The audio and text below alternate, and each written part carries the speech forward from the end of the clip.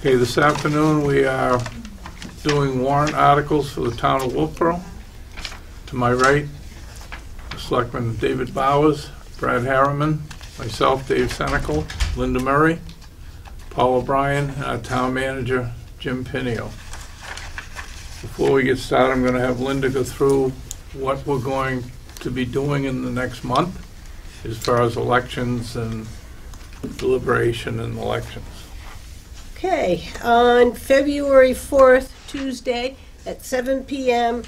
at the Town Hall Great Hall, the Board of Selectmen will be holding the deliberative session. That's on February 4th, 7 o'clock p.m. The elections will take place on Tuesday, March 10th, 2020, from 8 a.m. to 7 p.m. in the Town Hall Great Hall. And we'll be looking forward to seeing all of you there to vote. Thank you, Linda. Now we're going to start into warrant articles. There will be different selectmen going to be dealing with the different warrant articles. The first one is Carey Beach. And Paul, you're doing that one? I am. Thank you. Okay, good afternoon, everybody. I'm here to read the Carey Beach Parking Lot and Water Quality Improvements warrant article. It reads as follows: to see if the town will vote to raise and appropriate the sum of $450,000 for the purposes of parking lot, roadside, and beachfront construction work to be completed in order to reduce stormwater and water quality impacts at Carey Beach, and further, to authorize the issuance of not more than $450,000 of bonds and notes for this purpose in accordance with the Municipal Finance Act, RSA Chapter 33, such sum to be reduced by any federal, state, or private funds made available thereafter, or therefore, and to authorize the Board of Selectmen to negotiate and issue such bonds or notes, and to determine the rate of interest, maturity, and other items for this purpose. The estimated tax impact in 2020 will be $0 per $1,000 of assessed valuation. The estimated tax impact in 2021 will be 0.05 cents per 1,000 of assessed valuation. And in 2022, the estimated impact will be 0.05 cents per 1,000 of assessed valuation. This is recommended by the Board of Selectmen on a vote of 4 to 1. It is also recommended by the Budget Committee on a vote of 8 to 0. This article requires a 3/5 majority in order to pass. This warrant article is aimed at mitigating water runoff and parking lot drainage issues at Carey Beach. The Carey Beach area has had cyanobacteria findings and has also been closed on a few occasions for E. coli bacteria. Our families and our guests should never wonder whether it's safe to swim or play in any of our waters.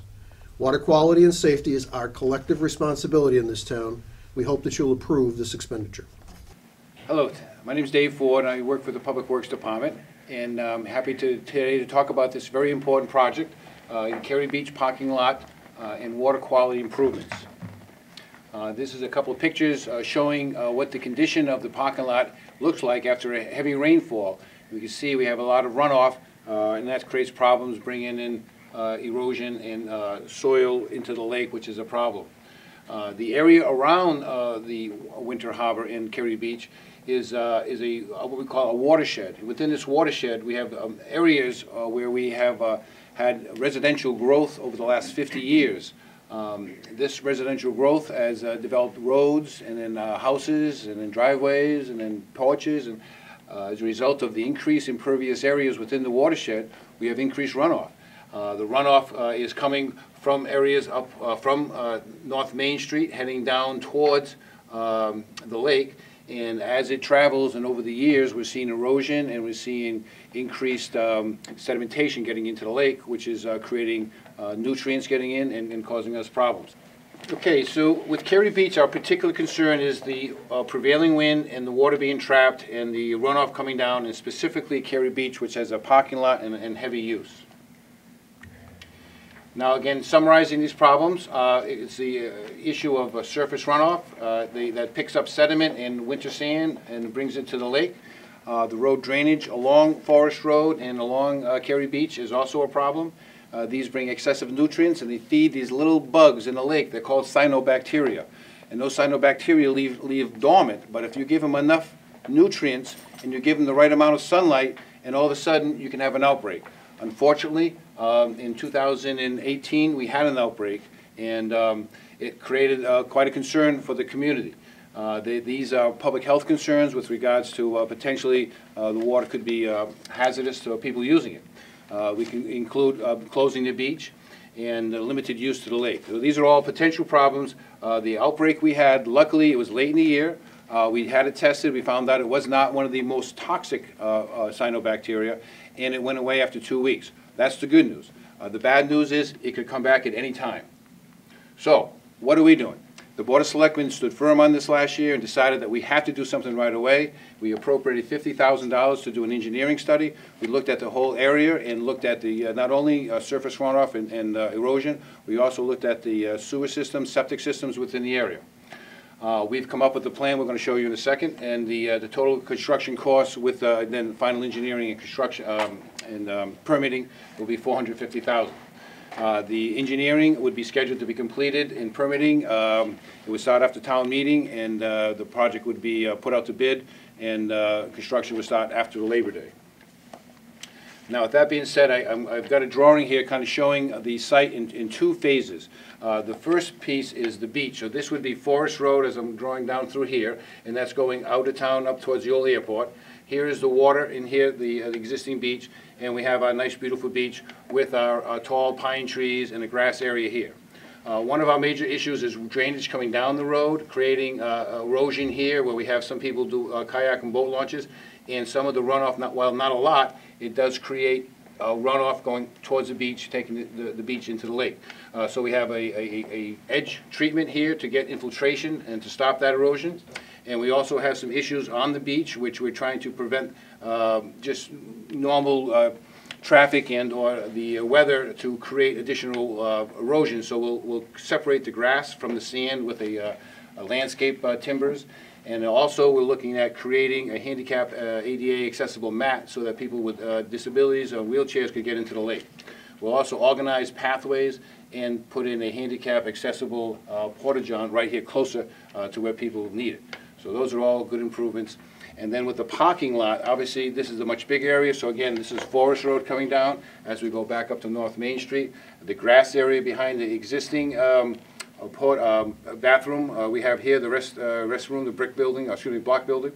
So what we'd be proposing is to organize the parking, creating a loop in here which we would be able to go with one-way parking, a drop-off area here with some handicap parking, pathways around, and everything would be designed so that the water would run back towards treatment swales, grass swales, and then into the ground, in which we would allow it to percolate, filtrate, and then work its way back into natural wetlands, which are not directly connected to the lake, but we feel the best alternative. So we remove any winter sand and pollutants out in the grass areas, and then allow it to leach back in to the natural wetlands. We think this is going to have a great impact on reducing the nutrients from the site, and we're hopeful that the voters will support it and that we can get this project moving next year. Thank you. I'd like to tell you a little bit about the Libby Museum. I'm Alana Albee, the summer director of the museum. First, I'll walk you through a bit of history just briefly, and then give you some background to the current condition of the building. The Libby Museum here on the left, as many of you will know, built in 1912 by Dr. Henry Forrest Libby with assistance from renowned Boston architect C. Howard Walker. It's a nationally registered historic building. It was registered in 1998 and is the oldest and only natural history museum remaining in the state of New Hampshire. It became an asset of the town in 1956 after a vote by town residents to petition the probate court to take over the running of the Libby. And the reason they did that was that it was in Dr. Libby's will when he passed in 1933 that if the family couldn't manage the museum and open it every summer to summer visitors, then the town should consider taking it over. And they did that in 1956. To give you an idea of what that feels like, that was the year of my birth. I'm 63 years old. So the town petitioned the probate court, and from then on has run the museum and has provided the operating costs since those times. Dr. Libby also left this lovely view on the right, the open vista across Winter Harbor to the Belknap Range, to the town, in addition to a small piece of land along Mirror Lake known as Libby Park, which is now under the management of the town of Tuftonboro. We sit very close to the Tuftonboro line, as many of you will know. The museum is open from June to Columbus Day every year and has been for a very long time. It is naturally ventilated, has no insulation, and no heating. It's hollow-walled, and the air from the lake comes across the crawl space underneath the floor and up through hollow walls to keep it cool in the summer. But 108 years of no insulation and no heat is starting to damage both the building and the collection, and I'll talk more about that in a minute. You can visit the museum by both road and by boat. We have a boat launch and a boat dock, and we also do run museum loops with the trolley and the New Hampshire Boat Museum. We've had groups of students, especially from Carpenter School, for the last 50 years come and enjoy the natural history items. It's a very unique collection, and teachers have found it a great resource to the town. We host annual meetings of local groups and summer meetings of the Friends of the Libby, which was established in the late 1980s. Events and programs include live animal shows, local artist exhibitions, and natural history and nature programs for children and teenagers.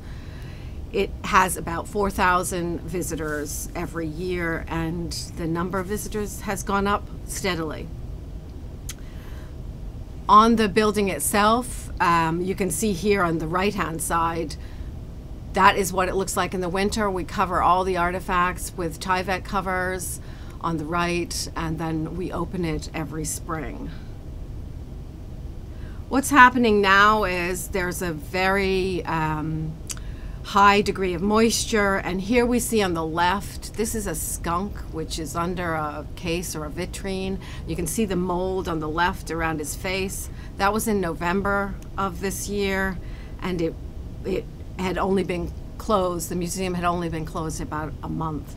And then you can see that it takes quite meticulous cleaning. He's cleaned up on the right here. But this is just to illustrate what happens when you have a very moist museum and a rare collection. Dr. Libby's items, which includes birds, fish, and skeletons from the local lakes and woods, are being damaged, as well as his handwritten gypsum descriptors, which have been in there since he opened the museum in 1912. He invented gypsum for mounting the preservation of natural history items, and these are very rare items that are being affected. Gypsum is still used at Harvard Museum of Comparative Zoology today. He was a Harvard graduate. A little bit more about the deteriorating building and why the Warrant article. We became especially concerned about the condition of the building in 2018-19 after the long, harsh, wet winter. The front walls have begun to move, and in June of 2019, following the last Warrant article, the engineers assessed the building and emphasized the lack of shear bracing, weakening foundations, and excessive mold under the floorboards. In summary, the current condition of the building, according to the architects, presents a potential loss of both the building and of its rare collection. The engineers have worked on several studies along with the architects with resources provided from last year's warrant, which didn't cost the taxpayers. It was actually money generously given by the late Betty Schroth and also the Biber Foundation.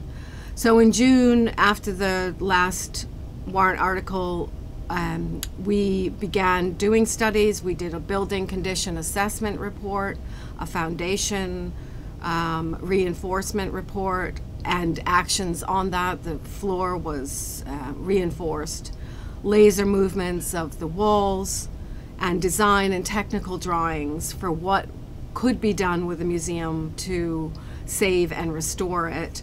And then we did cost estimates. This was presented to the selectmen and the CIP on several occasions, and fundraising began because we knew, regardless of what the bottom line was going to be, it was going to be quite an expensive process.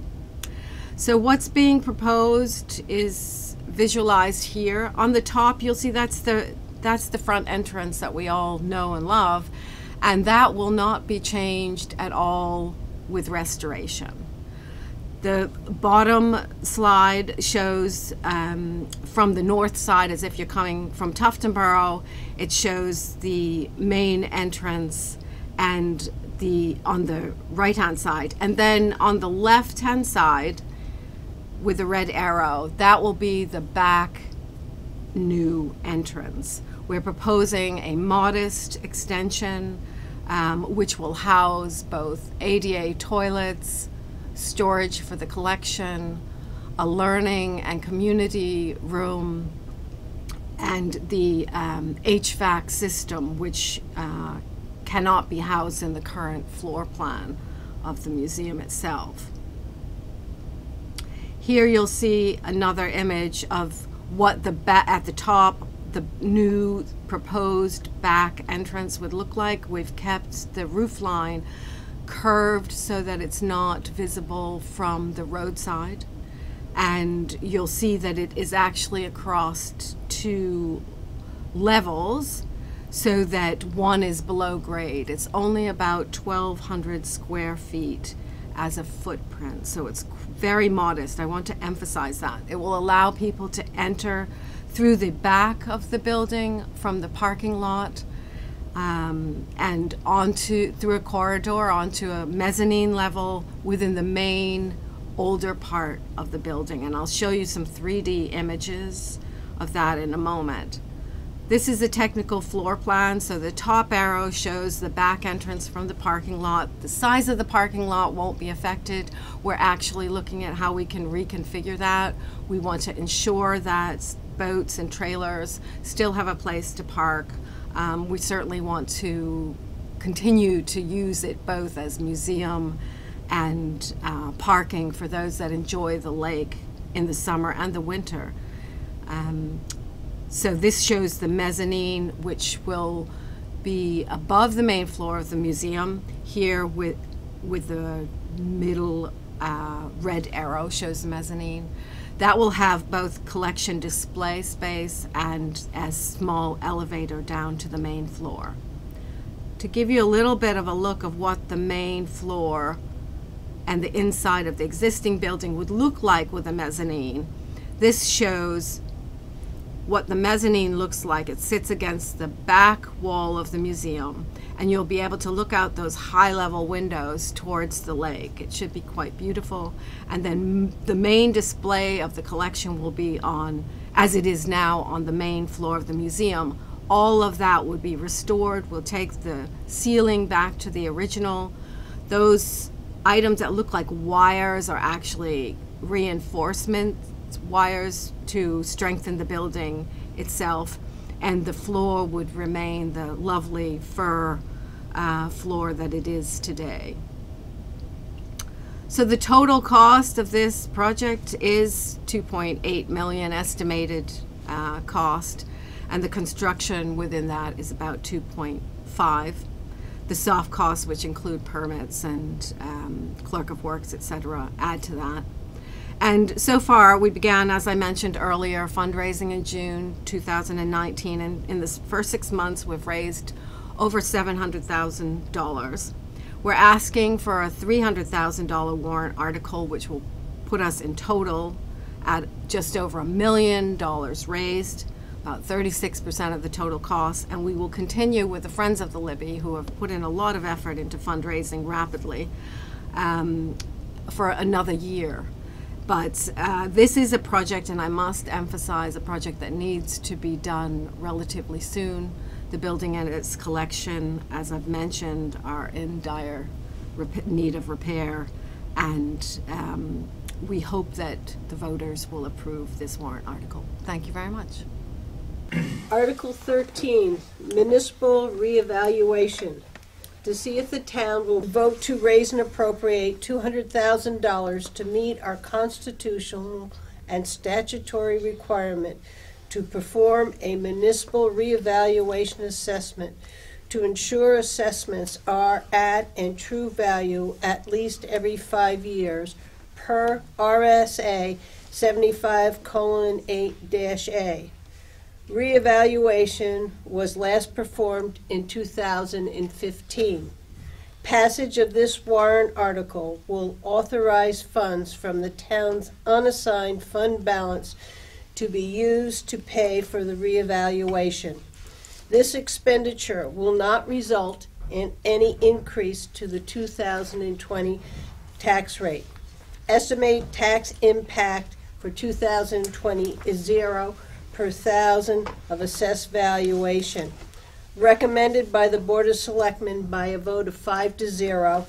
Recommended by the Budget Committee by a vote of 8-0. Majority vote required.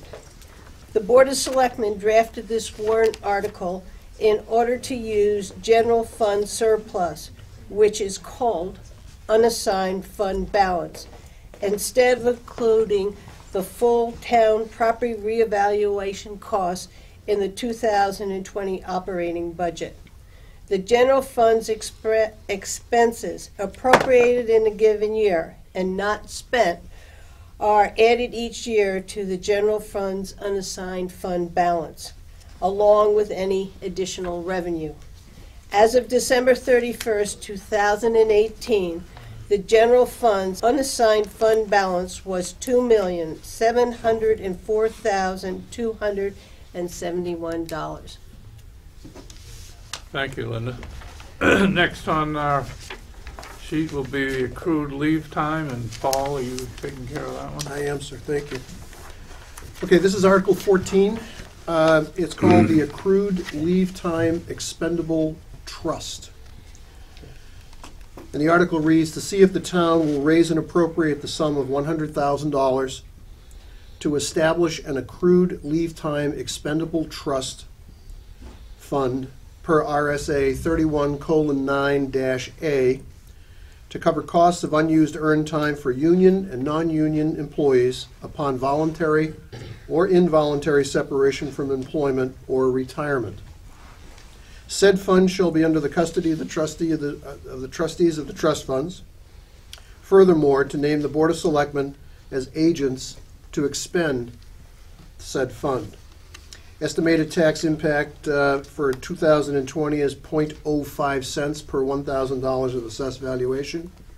Recommended by your Board of Selectmen on a vote of 5-0, and recommended by the Budget Committee on a vote of 6, 1 abstention, 1 no. A majority vote for this warrant article is required. A little bit of background.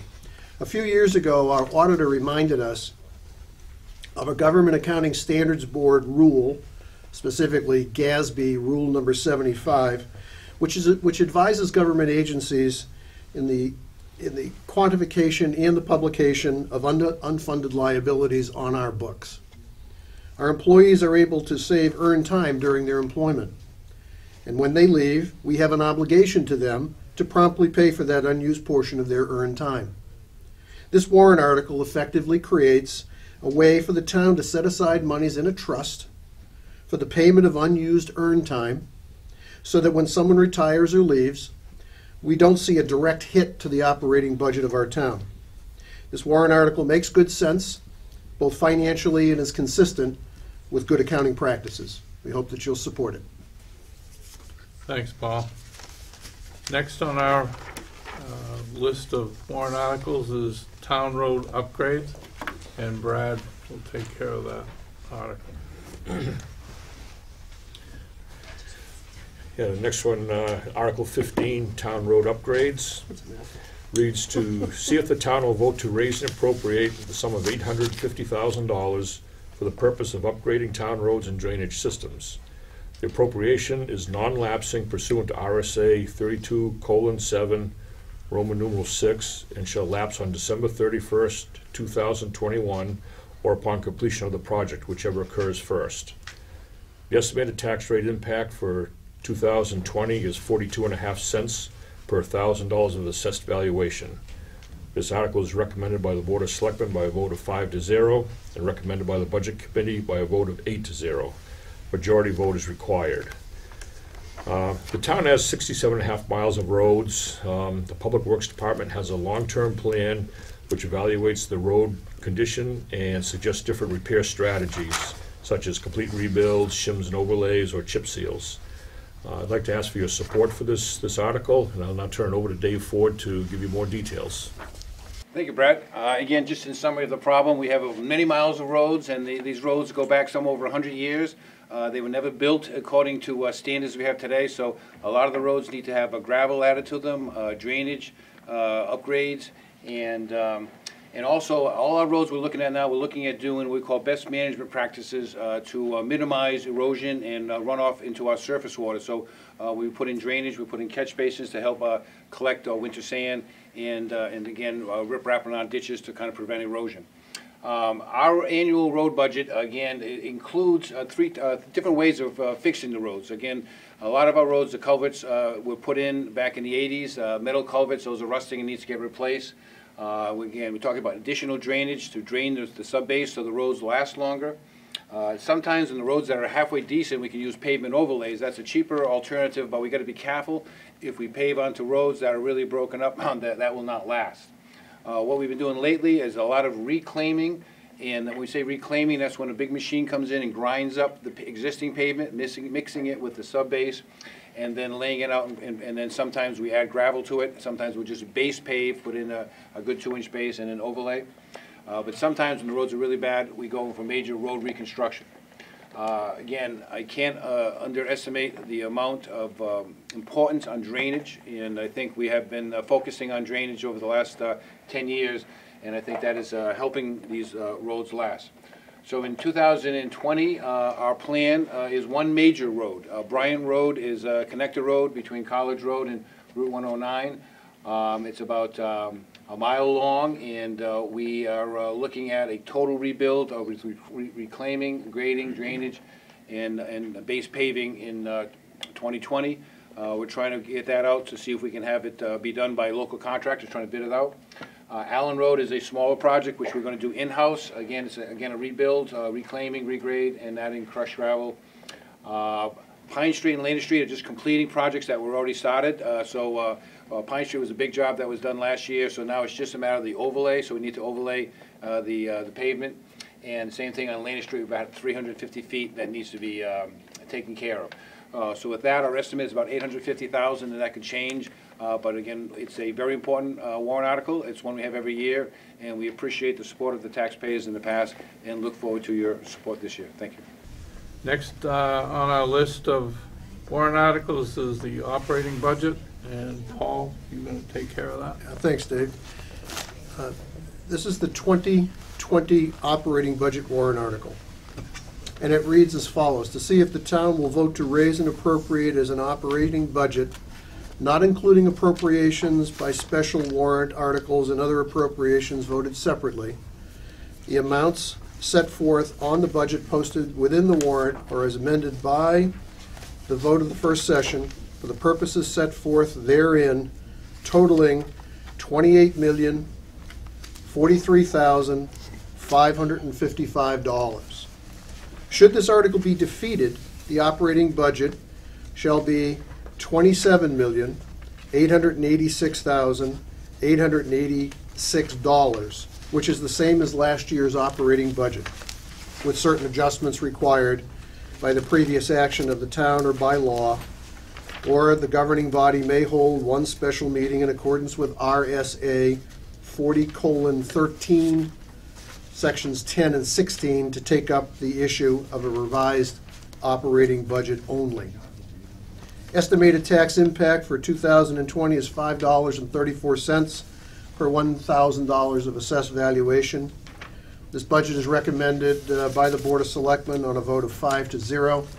This budget is also recommended by the Budget Committee on a vote of 8-0, and a majority vote is required. Now, that's a lot of words, and let me share with you what that all means.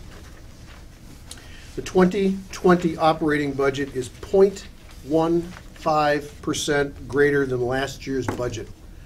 That means that it is $42,798 larger than last year's budget of $27 million and change. This budget represents a great deal of hard work, a lot of hours, and a great teamwork by many of our town leaders and town department heads. The budget was not an easy task. In 2020, there'll be 53 pay periods, which we had to account for. We have a leap year coming up. Additionally, we had to account for the interest on the library bond. That had to get factored into the budget. We also had to keep our capital program, our capital outlay program, in a reasonable but good shape. Our town manager and his team did a great job, and I think it's really important that you support this budget. Thank you.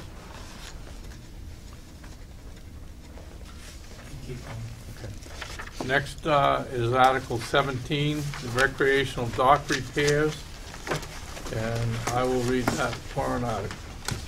See if the town will vote to raise and appropriate the sum of $300,000 for purposes of reconstructing and upgrading finger docks A through D per the town docks asset management study performed by Bond engineers.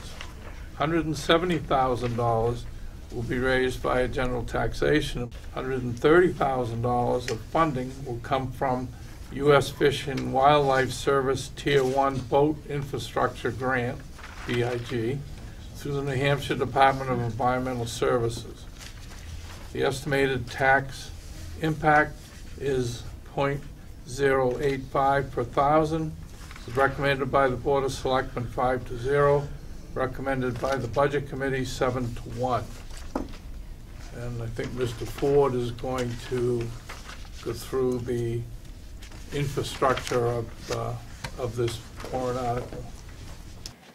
Thank you. The Article 17, recreational docks repairs. It could also be called the finger docks. Again, we do know we use the term recreational, but basically we're talking about the docks we have here laid out, which are 7 total. 1, 2, 3, 4 on one side of the boat ramp, which is here, and then another 3 on that side.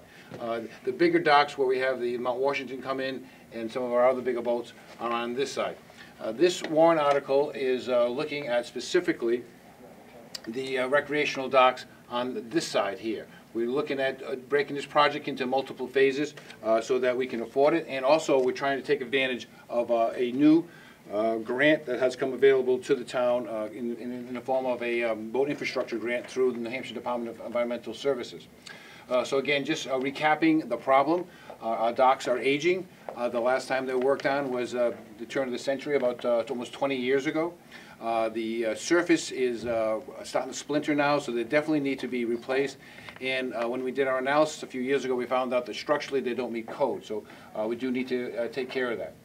They do get many heavy use. We have plenty of boaters and visitors to come to our, and we have a lot of island residents who also use it.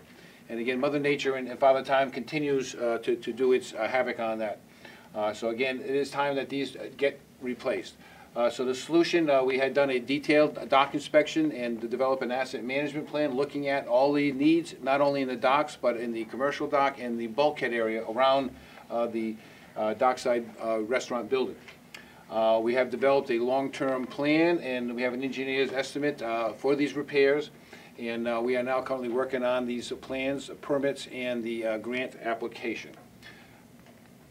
So what we are planning to do in 2020, and again, what I'll do is we've broken it into 4 phases. So phase 1 is what we're looking in 2020, and we are looking at, again, the finger docks or the residential docks, which are the 4 on the one side of the boat ramp. The later phases would be the rest of the finger docks, which would be phase 2, and again, at some point we may go for dock expansion, and then the last phase would be wall repairs, which is on the Smith River side. Just trying to fill you in what the ultimate is, but this year we're looking at just 2020, and we're looking for an appropriation of $170,000, which would be used in conjunction with over $100,000 we have right now in the capital reserve account. And we have an application in, and we hope to hear within the next few months about the boating infrastructure grant, the big Tier 1 grant. We're pretty confident that we'll receive $130,000 for this project. That adds up to the $400,000 that we are proposing, and feel it is again, a very good project and definitely something that we should go at. And again, going forward, we're hopeful that to reduce the cost of next year's and future years is to continue to look at that Tier 1 grant and potentially for dock expansion in the future, looking at a Tier 2 grant, which would be for, again, expansion. So that's not in the plan yet, but that's something the town is thinking about. Our schedule, again, would be to complete the engineering and permitting after the town meeting. The work would be bid out in the summer, and the plan would be to start the work in the fall and try to have it completed by the spring of 2021. Again, this is a very important project in terms of upgrading our infrastructure, and we hope the town will support this project. Thank you. Article 18, water quality improvements, to see if the town will vote to raise and appropriate the sum of $55,000 for the purpose of providing matching funds for the Cyanobacteria Committee activities, which will be $15,000, Rust Pond Stormwater BMPs, which means best management practices, design and dredging surveys, $20,000, a New Hampshire Department of Environmental Services Section 319 grant for the Lake Wentworth Watershed Phase 4, $20,000 for watershed education, outreach, and water quality testing. The appropriation is non-elapsing pursuant to RSA 32:7-6 and shall elapse on December 31st, 2021, or upon completion of the project, whichever occurs first. Estimated tax impact for 2020, 0.028 per thousand of assessed value. Recommended by the Board of Selectmen by a vote of 5-0. Recommended by the Budget Committee by a vote of 8-0. Majority vote is required. After the cyanobacteria outbreak in Winter Harbor in the Carey Beach area in late August and early September 2018, the Board of Selectmen established the Cyanobacteria Committee to address water quality concerns in all lakes having shores in Wolfeboro because of health issues associated with cyanobacteria outbreak and the importance of lakes in the lives of Wolfeboro residents and visitors. I hope you will vote positive on this warrant article. Thanks so much, Linda. My name is Matt Sullivan, Director of Planning and Development for the Town of Wolfeboro. I'm going to quickly walk you through the proposed work for warrant article number 18, water quality improvements for 2020. But before I do that, I just want to start with a refresher on the 2019 work. And the reason I want to do that is because you may recognize this warrant article from last year. It was warrant article number 26, a very similarly worded warrant article focused on three primary types of water quality improvement projects. The first of which was providing matching funding for 2 grant programs, one of which, the Lake Wentworth Watershed Plan, has now actually wrapped up and is complete. And the second of which, the Winter Harbor Plan, we were a share of a larger watershed plan with the town of Tuftonboro, and that work is ongoing right now, but will be wrapped up in the near future. That work, again, was part of the 2019 work program, in addition to the formation of the Cyanobacteria Committee by the Board of Selectmen, which was really focused on watershed education. And that committee is actually going to be rolling out a website, which I'll talk about in just a second, as part of the 2020 work program. And lastly, there was an aggressive water quality testing and assessment program set up, thanks to the Cyanobacteria Committee and other volunteers who really led the charge there. They've been actively testing for the last year, and they plan to continue testing to 2020, and again, this will be part of the warrant article. But before I get into 2020, I just wanted to highlight what success really looks like. And to do that, I wanted to show the improvements done at Camp Bernadette. This is actually an aerial image that was provided to the town, and it shows 2 large BMPs, 1 detention basin and a big large rain garden there. I will note that you can't see the plantings in this particular photo, but when we come back in the spring or summer of this year, we're hopeful this will be a nice green stormwater BMP, or best management practice. And this is really where these construction dollars in this case are going. And again, this is part of the Lake Wentworth Phase 3 project. We're really proud of the way this came out, and hopefully it's a great improvement for the camp. And it's been wonderful to work with the Wentworth Watershed Association on these efforts in the past. Moving to 2020, we have really, again, three, I think, buckets of project activity. We're requesting $5,000 more than last year, so a total of $55,000 in funding. The first is continuing work of that cyanobacteria committee, and I've really lumped it into two categories here at about $15,000. The first of which is continuing that water quality testing and analysis, particularly in the Winter Harbor watershed, but also in other locations around the town where we have sensitive areas that may be more prone to water quality issues. So we'll continue that testing program through 2020. The second is Wolfeboro Water's work, and that is the website that the Cyanobacteria Committee, particularly Outreach and Education Committee, has put together. And Wolfeboro Waters will be constructed in the coming months. We actually have a website designer on schedule and on track to do that. We're excited to roll that program out so we can really share information actively with the public about what's happening in the community. The second is the design of two BMPs, or potential design of two BMPs. One is the stormwater BMP design for the really the boat launch area along Route 28 adjacent to Russ Pond. The second is less so BMP and more of dealing with an existing issue, and that is the dredging at the north inlet of Russ Pond. Right now we're working actively with the Russ Pond Association. We're really excited to have them on board for support to determine which of these two efforts they want to proceed with in 2020. But we've budgeted a total of $20,000 to choose to move in either direction based on our conversation with them. Third project is matching funding, again, much like last year, for an NHDES, or New Hampshire Department of Environmental Services Section 319 grant. This will be phase 4 of the grant, again, building on that work at Camp Bernadette from last year. And this is intended to really construct stormwater BMPs in 3 locations: at Pierce Camp Birchmont, Route 28 along the roadside, and at Fern Avenue. Our matching funding proposed in 2020 is actually $20,000, and I'm happy to say that the grant has actually already been awarded by NHDES, so we're now just working to secure the funding and looking to get started as we finally wrap up phase 3 and look forward to this one excitedly in the coming year. So those are the 3 primary projects that we're going to focus on. To give you a little more context for those, particularly the 2 BMP efforts being done, the picture you'll see on the left here is the Route 28 Russ Pond potential BMP area. We haven't actually figured out a design. We did, as part of an earlier 319 grant, come up with a conceptual design for the Russ Pond boat launch, which is shown sort of in the bottom right-hand side of that circle. You may be familiar with it. It's a somewhat unsafe canoe and other boat launch area right along the eastern side of Route 28 going northbound. Ultimately, due to ownership challenges, we did not proceed with that conceptual design, but we're instead looking in 2020 to sort of rethink our treatment here and potentially come up with some new treatment areas along the roadside to deal with runoff that's currently going to Russ Pond. Again, working proactively with the association to deal with that. The image on the right is the Russ Pond North Inlet. And this image doesn't really tell quite a story, but you can see that within that pink circle that's drawn there, there's some sediment that you can see within the water being that dark black spot. But I think what really tells the story when it comes to this site and what's happening there is these 2 pictures. The first on the left-hand side is April of 1999. You can see very clear water, a beautiful picturesque view from that right near that location I had highlighted. Then as you look forward to even 2006, which is some 15 years ago now, you can see that the area has completely filled in with sediment and vegetation, and that is due to different particulates and sediment and other stormwater running down from various drainage channels up gradient towards the high school and other areas.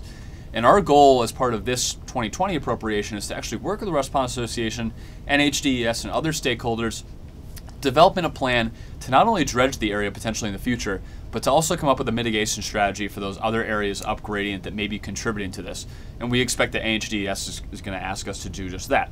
But again, we'd be happy to work on this project. We're very excited to do so, and we hope that we can work to improve the water quality of the Russ Pond water body. The other piece of this appropriation that I just wanted to get into very quickly, the 3 sites I had mentioned before, particularly the Route 28 roadside, which is sort of referred to here as the Harvey Brook area. Second, the Fern Ave site.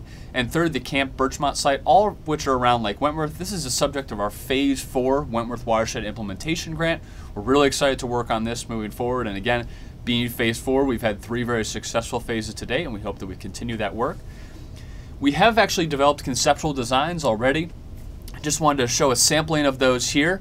but we have actually started to think critically about improvements to these 3 sites, working proactively with associations and also private property owners to really mitigate water quality within the watershed and improve the long-term health of our lakes and water bodies. And we think that this Phase 4 project is further effort of that. So with that, we'd appreciate your vote for Warrant Article 18. We hope that this is an important sort of continuation of our work program around water quality. If you have any questions, please feel free to reach out to me. My name is Matt Sullivan, Director of Planning Development.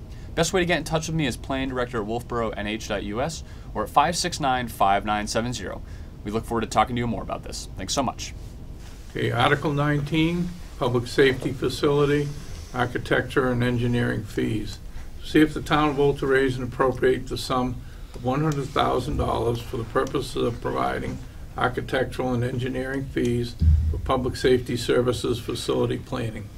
Appropriation is non-lapsing pursuant to RSA 32:7(6) and shall lapse on December 31st, 2021 upon completion of the project, whichever occurs first. Estimated tax impact in 2020 is .050 per 1,000 of assessed value. This is recommended by the Board of Selectmen, 5-0, recommended by the Budget Committee by a vote of 8-0. Majority vote required, and Jim Pinio will explain how this is going to work. Thank you, Dave. You may recall in 2018 we initiated some work at the Public Safety Building to determine what the best plan would be going forward on that site. That came back with 3 conceptual projects on the existing piece of property.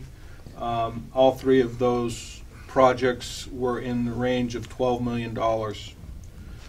At that point, we knew that we had to do some alternative planning, so we went out and we started looking for alternative sites to be able to either build a standalone police station, a standalone public safety building, a standalone fire station, a whole wide array of options. We're continuing that work now. As we move into 2020, we have got a significant amount of work to be able to do going forward, which involves additional site reviews and further planning.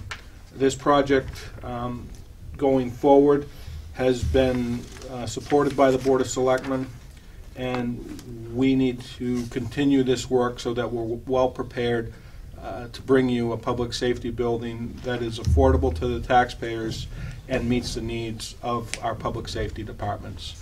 Should you have any questions about this, you can contact me at the town manager's office, either one of our department heads, or the town planner, Matt Sullivan. We look forward to your support on this article. Thank you. Next is Article 20, has to do with public works vehicles and equipment, capital reserve, and David Bowers.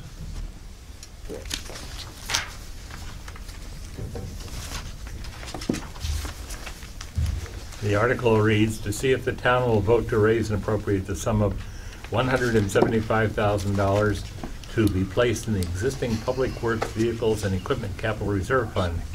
Such fund shall be under the custody of the trustees of trust funds. Furthermore, the selectmen have been designated as agents to expend this. The tax rate for next year is estimated as .088 per 1,000, recommended unanimously by the Board of Selectmen and by the Budget Committee. The Public Works Department, of course, is what keeps our town going, and night and day, and roads, and just about everything else. And David Ford, the manager, is going to tell more about it. Thank you, Dave. Exactly, yes. So each year we have to support the equipment that we have in both the highway and solid waste divisions. That includes millions of dollars of equipment that we use for snow removal, for building and maintaining roads, and for maintaining the solid waste site. What we'd like to be able to do is to make sure we don't have a spike, so that if a truck breaks down each year, we don't have to spend too much money one year and not the next year. So we try to do a level funding. So the selectmen, years ago, have set up a capital reserve account. So each year we put in the same amount of money or a little bit more as with inflation. We have an inventory of all the vehicles and equipment with their current replacement cost. So we've got to figure out what does it cost today to replace that vehicle, and then we also do an estimated life of that vehicle. How long will it last? So we have a plan with all the different vehicles, and the plan doesn't always work out exactly as we hope, but it's a starting point, and it's something very important. So in 2020, we're looking at replacing 3 vehicles, HD1, which is the foreman truck, and it's a 2009 Chevy 3500. It technically is in not too bad a shape, so when we have vehicles like that and we have other needs, so this is a heavy duty use quite a bit. It'll be passed down to solid waste, which is be more of a light duty use, but we expect to get a few more years at solid waste with it. HD2 is a 2009 6-wheel dump truck. HD14 is one of our trackless sidewalk tractors that needs to be replaced and upgraded. And we've been testing those, and again, it's necessary to replace that piece of equipment. So in 2020, we are looking again. Here's our inventory of all the vehicles, so we can see highlighted in yellow the vehicles we're looking at and with the information on them. And then in our estimates looking forward, what we're saying is what we have reserve in the capital reserve fund right now is $247,000. Excuse me, $149,000. We're going to add in $175,000, and then we're going to spend $247,000 to buy the 3 vehicles we talked about. As we go on, this plan goes out 20 years, so we balance it. We are looking at increasing the base level by $5,000 a year because of inflation. We had froze that for a few years. But now with the cost of vehicles going up and with the inflation, we feel it's prudent to ask for the additional money. Again, we're very hopeful that you'll support this request, and look forward to continued support. Thank you. Article 21 is another vehicle situation. To see if the town will vote to raise and appropriate the sum of $196,000 to be placed in the existing fire trucks and apparatus replacement capital reserve fund. Such fund shall be under the custody of the trustees of trust funds. Furthermore, the selectmen have been designated agents to expend the capital reserve fund. The estimated tax impact for 2020 is .098 per 1,000 assessed value, unanimously recommended by the Board of Selectmen and the Budget Committee. Thank you. Tom Zotti, Deputy Fire Chief. We have made some changes this year with our proposal, which we hope to review quickly with you. As we have in the past, and all the town CIP projects do, we've tried to look out 10 years and determine our needs and the town's needs and review that with an eye towards its effect on the tax rate and so forth. And as we've done that, we came up with the plan that we put before you today. It addresses our major apparatus and equipment. We define that as anything over $100,000 that's expected to last 5 to 7 years or more. And as you can imagine, fire trucks particularly are intended to last approximately 20 years, and some even more. And we have attempted to follow the guidance of the town's master plan. Based on our review, our changes, number one, we're respectfully requesting this year an increase to $196,000. That's up about $10,000 over our most recent requests. That will allow us to continue to fund the program going forward, as we have been able to do in the past. The major changes, we're looking to move the replacement of ladder 1 out to 2022 instead of 2021 for reasons we'll go into here in a moment.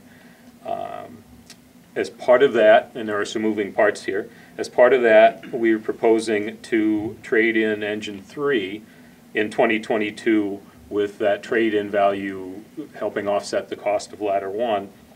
And that would result in engine 3 being retired from the fleet. The next step would be to move replacement of our engine 4 to 2024, up a little sooner than 2029. What that would do is allow us to essentially move an engine into our first due position in place of our existing engine 1 and move engine 1 to our second due, or not necessarily first truck out the door after 10 years of service, which will hopefully allow us to meet its lifespan or expectancy of 20 years. Actually, to reiterate some details on the ladder, again, we're proposing to move that back a year. With our current estimate in today's dollars, it would be approximately $1.365 million to replace it in kind. This is probably a good opportunity to point out that it is our practice as these items come up for replacement to have our truck committee review our needs, review design specs, review cost figures and so forth to determine exactly where we plan to go. This isn't, we try not to have a cookie cutter replacement schedule, although the life expectancy tends to be formulaic, if you will. We do try to study each and every replacement in detail to make sure that the apparatus we spec out and hopefully are able to purchase meets the needs of the town going forward. So as we sit here today, this is the kind of situation we're looking at.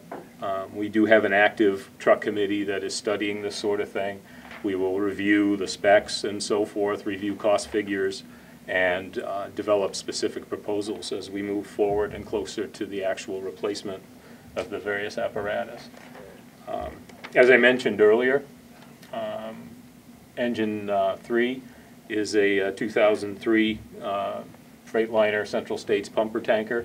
Our intent would be to move up that replacement, or backtrack a little bit, not replacement, but move up that retirement, if you will, to match the ladder, trade in Engine 3 as well to help offset some of that cost of ladder 1 moving forward.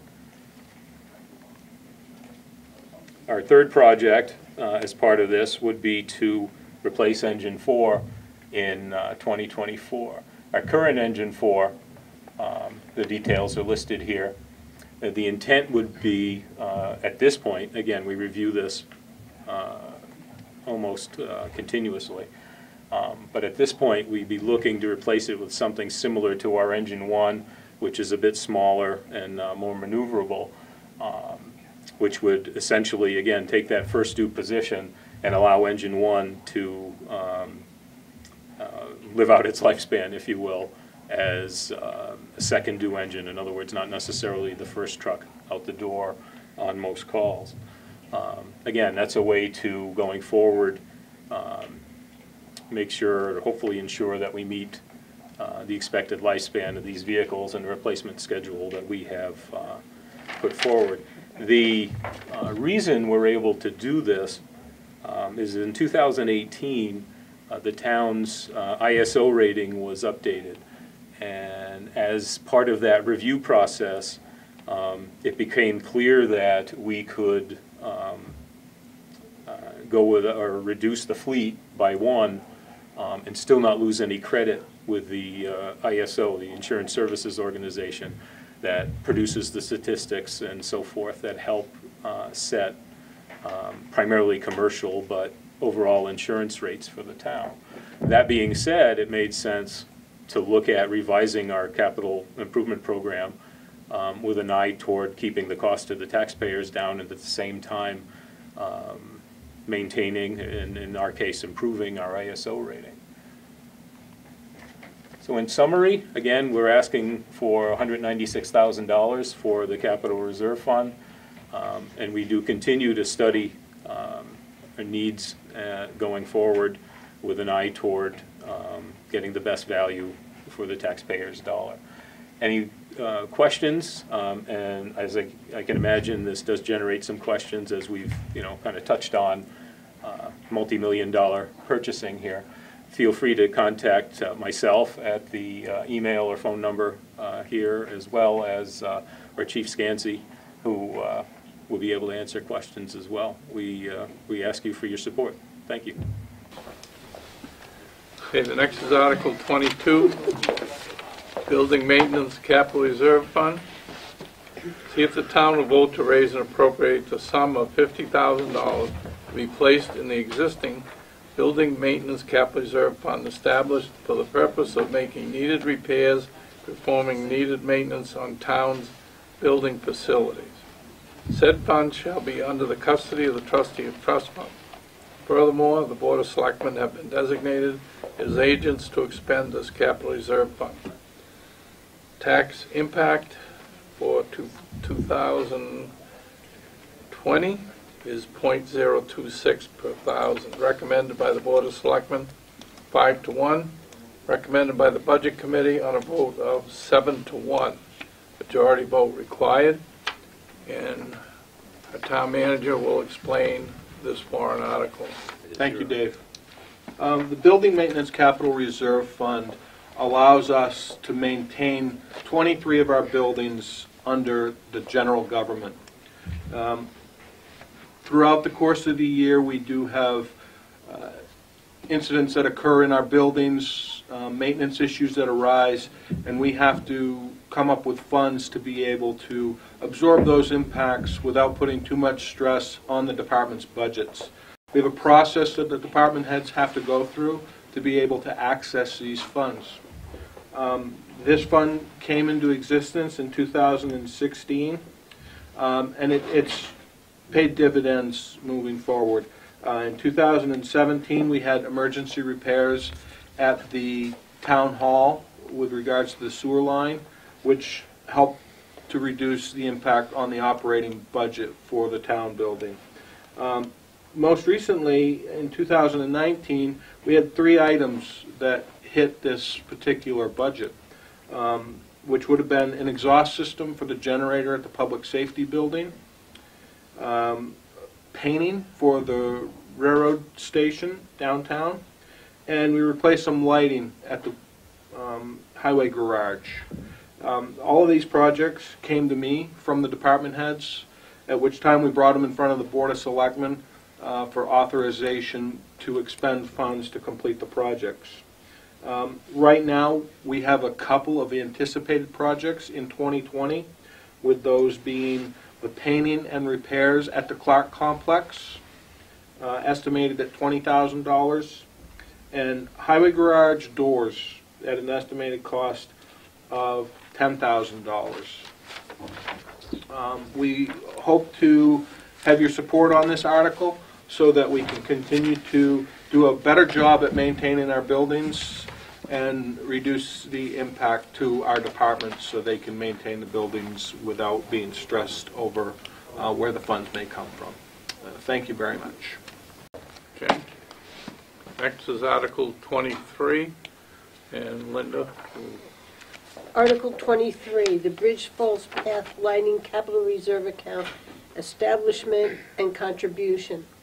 To see if the town will raise and appropriate the sum of $20,000 to establish a Bridge Falls Path Lighting Capital Reserve for the purpose of replacement of existing pole lighting along the Bridge Falls Path from Depot Square to Route 28 Center Street.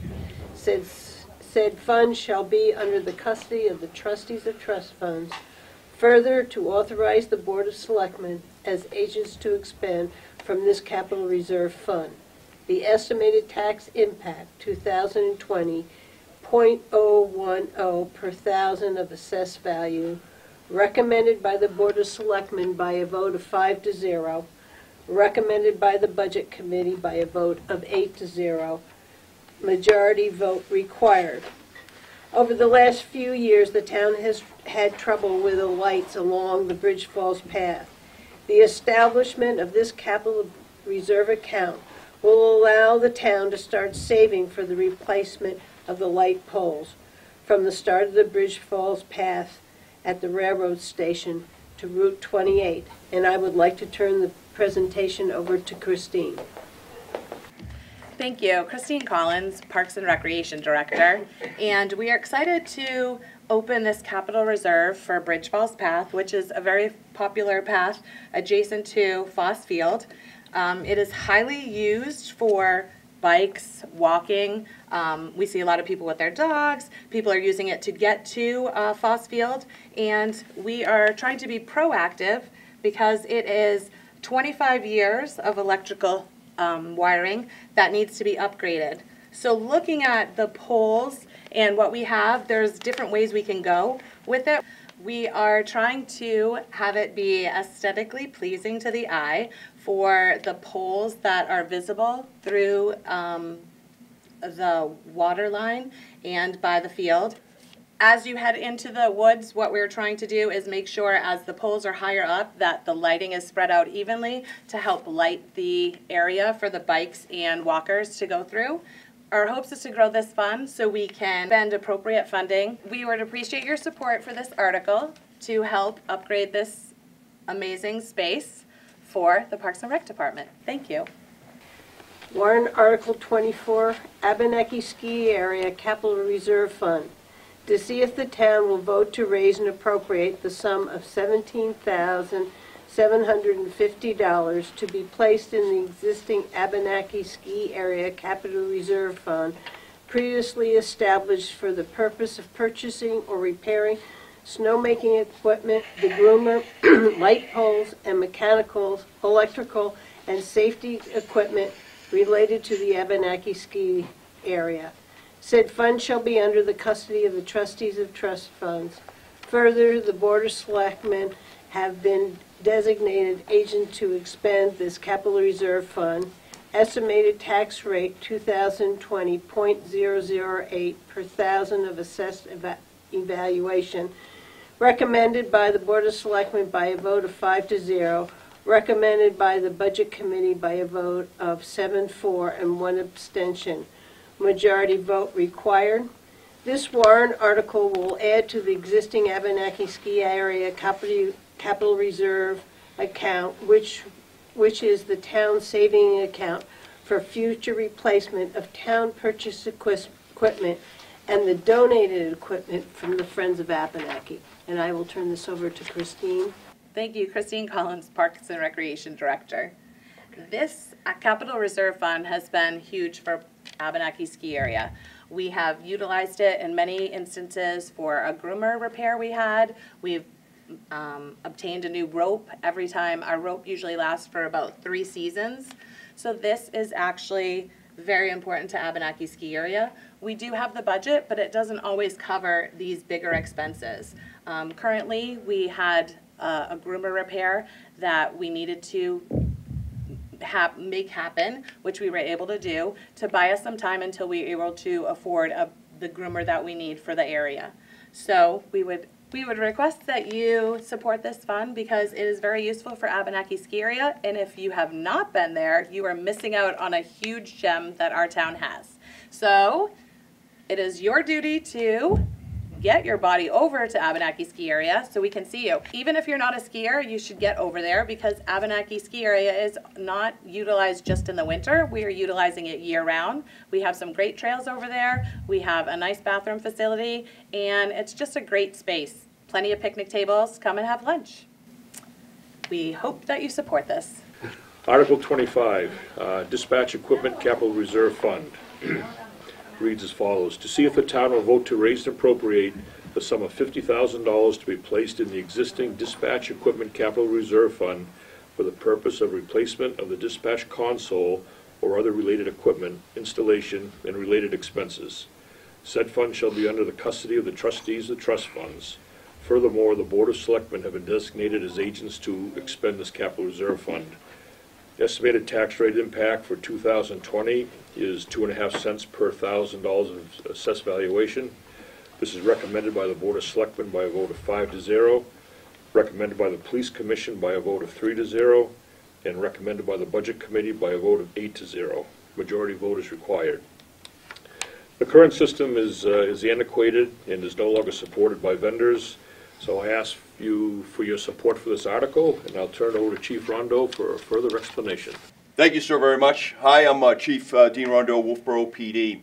So I'm putting this slide up for you, the issue discussion solution slide. Bottom line here is that the dispatch console is right around 18 or so years old. It's antiquated. It's no longer supported by the manufacturer. Repair parts are non-existent, and the system, we have been told by our service providers, most likely will not survive past 2022. The solution here is to raise $400,000 over the course of 4 years, assuming for inflation and cost increases, to cover the replacement cost of the dispatch console. Okay, so very, very quickly here. The dispatch console, though it is coincided to be replaced at the time of the building of the public safety building, I want to make very, very clear that these two projects are they're not connected, they're not the same. We need to replace this dispatch console in 2022. That being said, the dispatch console is really the radio brains, if you will, for how we communicate, not just to police and fire, but how we communicate to our other town departments, our other state and county and federal partners, and it controls just about everything that we do within the Wolfeboro Police Department, Wolfeboro Fire Rescue.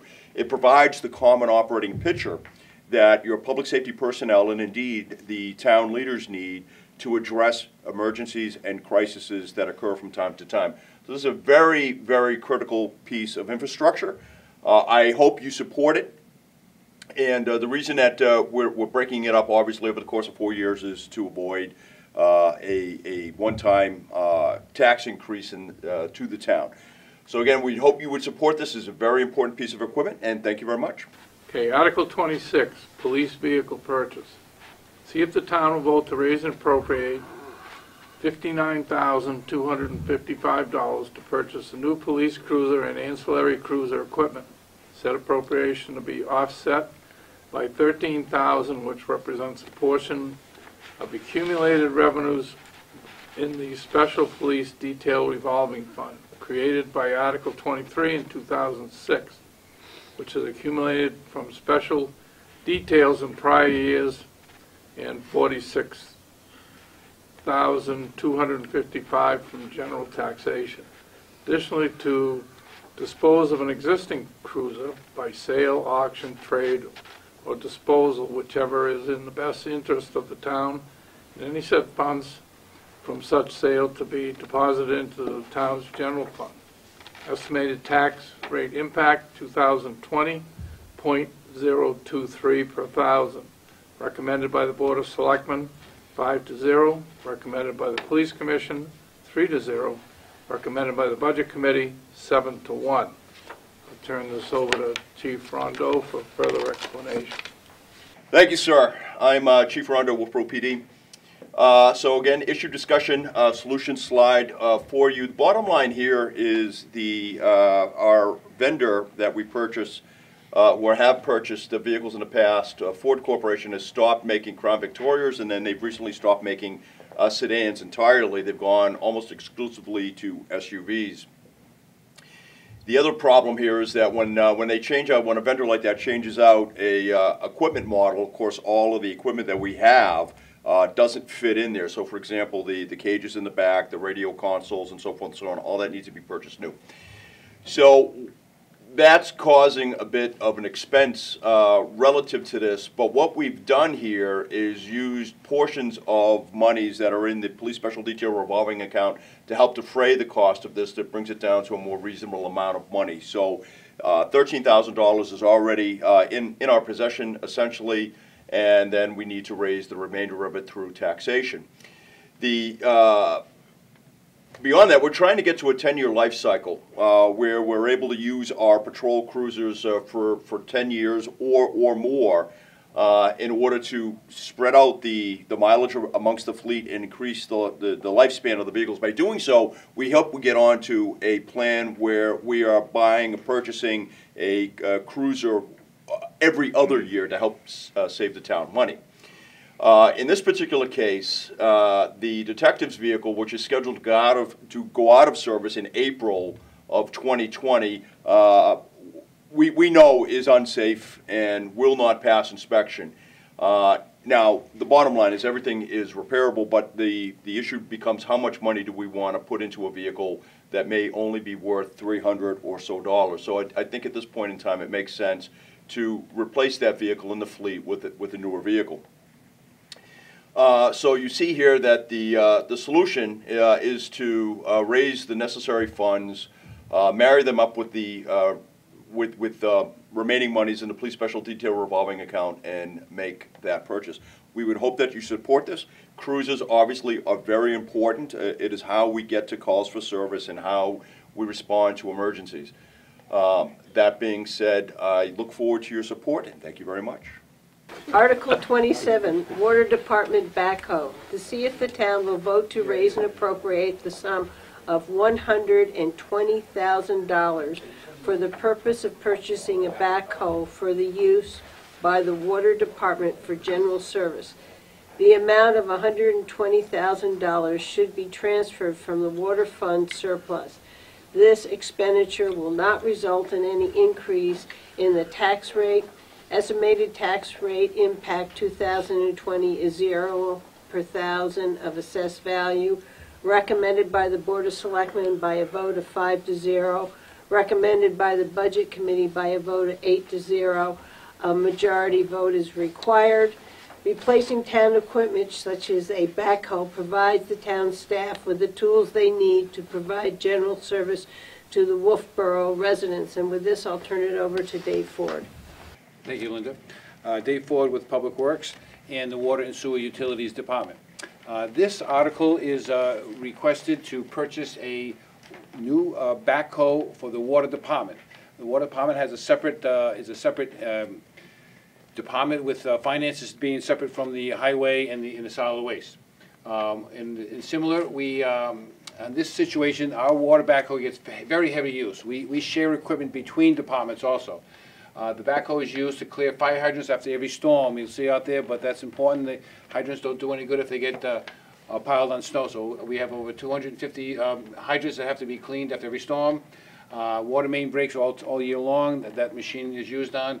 It also is used around the garage and the highway for multiple practices.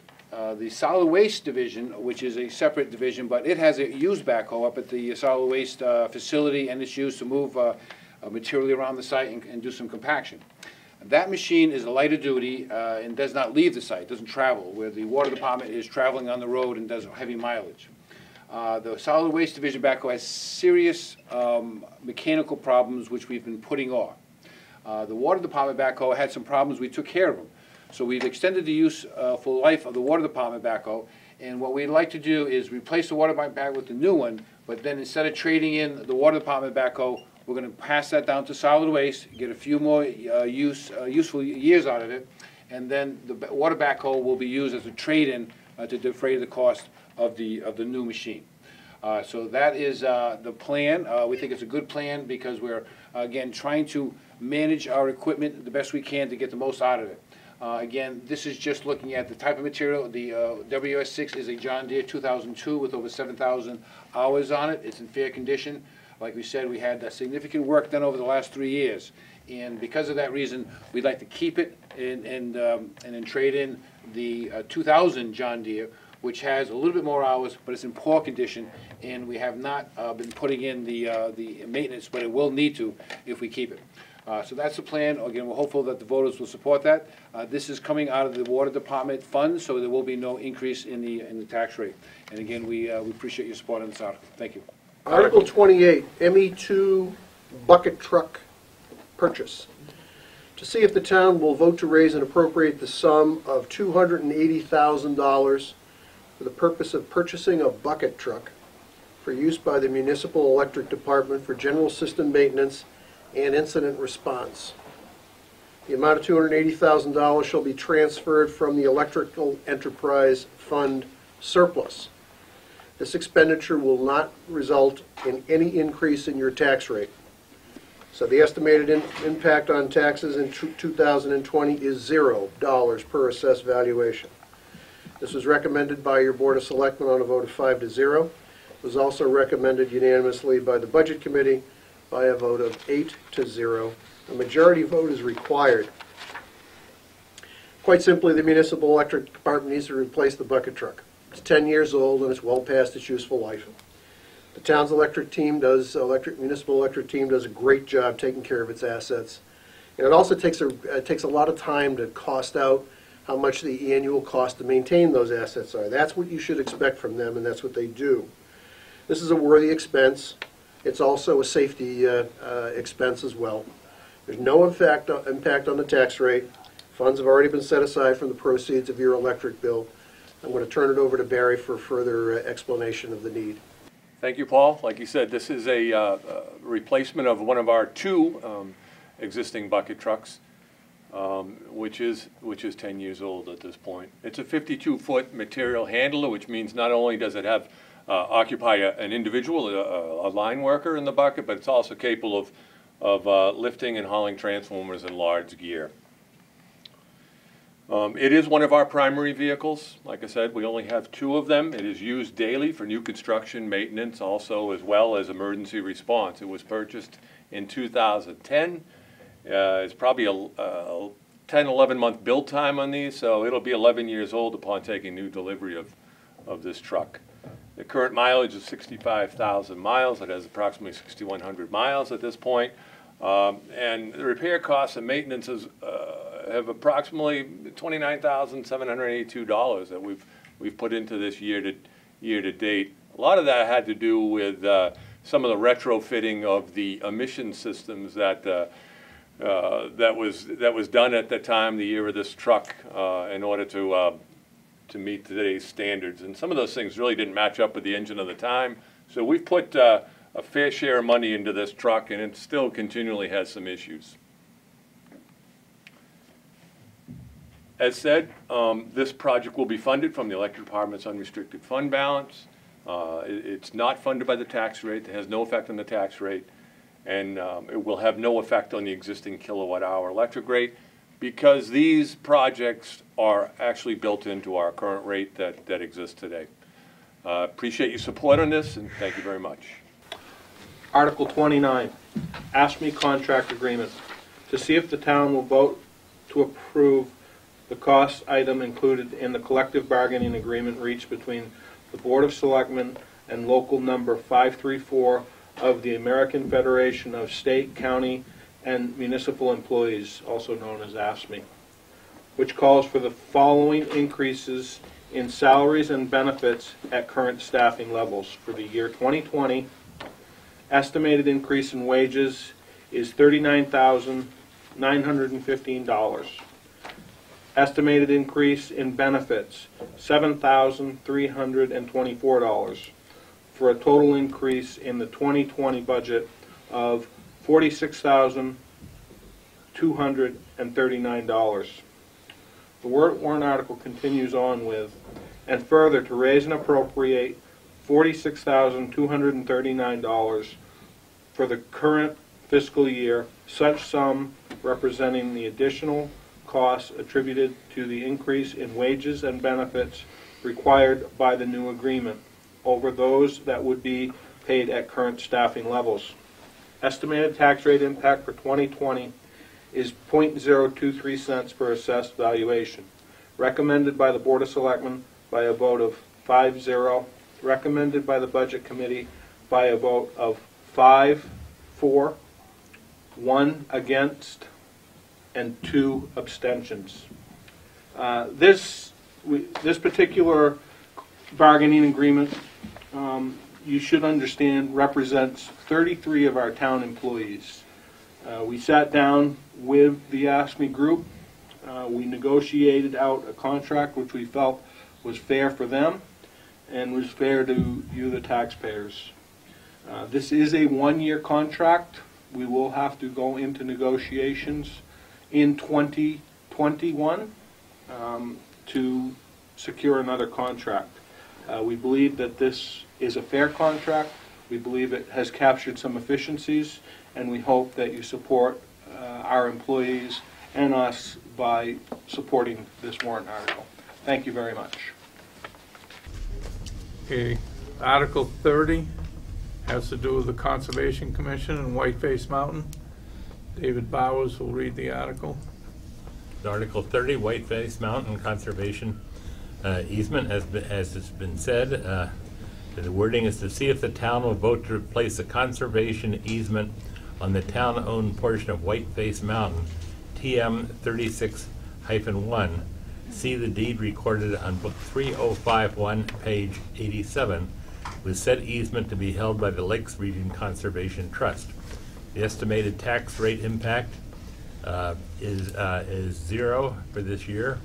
The majority vote is required. This is one of a number of areas that make Wolfeboro what it is, an area good for recreation, hunting, just to look at, and we're going to have Lenore tell you a little more about it.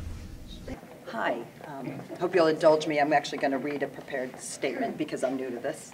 My name, for those of you who don't know me, is Lenore Clark, and I'm the chair of the Wolfeboro Conservation Commission. To give you a little bit of background, in 2012, the commission was approached by a private landowner who wanted to donate a 45-acre landlocked parcel in North Wolfeboro. That's pointing to it right there, that block of land right there, that he had owned as a woodlot since 1967. The timing on this was perfect, as the town had just completed its natural resources inventory in 2011 as part of its effort to update the master plan. This inventory identified the area contained in part by this piece of property as one of the key scenic vistas in town. And to give you a better view of it, this right here is the area known as Whiteface Mountain. The property that this warrant article is dealing with specifically is actually kind of right in that area there, and you can't quite see it from that picture, but I want you to get a sort of a grand scheme view of this. This is the view of Whiteface from Trask Mountain Road. The property that we're talking about is located within one of the largest unfragmented blocks of land in town, which is valuable from an ecological standpoint that I will get to in a minute. Around this same time, an organization known as Moose Mountains Regional Greenways was in talks with an abutting landowner whose property contained the summit of Whiteface Mountain regarding the purchase of a couple of parcels of land. This region has such a big environmental benefit that it also attracted the attention of the Lakes Region Conservation Trust and the Land Bank of Tuftonboro Wolfeboro, who ultimately acquired the 2 parcels of land on Whiteface itself. If we add in the Bridger Conservation Easement that the town now holds as of 2019 on yet another 42-acre abutting parcel, we have the opportunity to conserve in perpetuity about 160 acres of undeveloped forest land, which is a little more than I mentioned in my slide here. I said over 100 acres. It's actually, if you add in these other abutting properties, it's actually a lot more than that. Now, because the town is the landowner, we cannot hold our own conservation easement, so the Lakes Region Conservation Trust has stepped up, and they have already raised $10,000 towards the monitoring and the stewardship of this piece of property when and if this warrant article passes. Now, why are unfragmented lands so important? That's what this slide deals with. These large tracts of land provide essential forest interior habitat for species that need to be distanced from human activity to survive, such as moose, whose population is currently experiencing a downward trend. They provide habitat for animals with large home ranges, such as bear and bobcat, and support a greater diversity of viable populations of these animals. There's a human benefit beyond just the intrinsic value of having really cool populations of animals.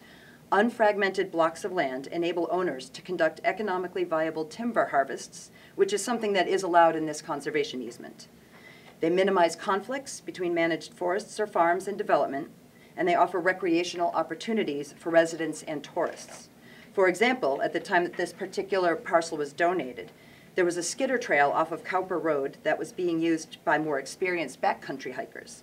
In 2015, the commission got agreement from another neighbor who graciously allowed us to use his property on Browns Ridge Road to access the backside of Whiteface Mountain so that we could build a 1-mile hiking trail to the summit that is usable by the more casual hiker, for example, those with younger children, and provides a view of Mount Chocorua and on a clear day, Mount Washington. And that's where the picture in the background of this slide is taken from the summit of Whiteface.